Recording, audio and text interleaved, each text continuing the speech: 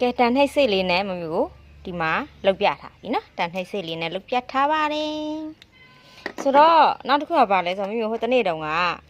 ဒီအိတ်လေးကိုတောက်လေးထိုးပြီးတော့ဒါဖုံဆောင်ဘာညာကွိကွာဆိုပြီးတော့ဒါလုတ်ပြခွာတာပေါ့နော်ဆိုတော့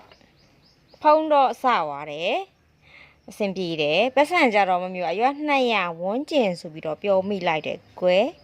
တို့ပေတိအရွက်200တော့မမျိုးကောင်းကောင်းမစားလောက်ဘူးထင်တယ်ခုမျိုးထည့်ဆန်းကြည့်တယ်အရွက်100လောက်ပဲစပါတယ်နော်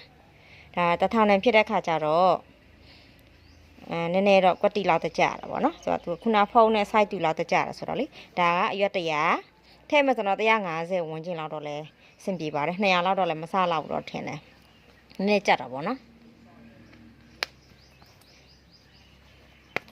ပတ်စံလေးသူများလောက်ပေးတာတော့ထည့်ပြတာပါရှင်ကိုပိုင်ငွေတော့မဟုတ်သေးပါဘူးတနေ့ကြတော့ဖြစ်လာမှာပါ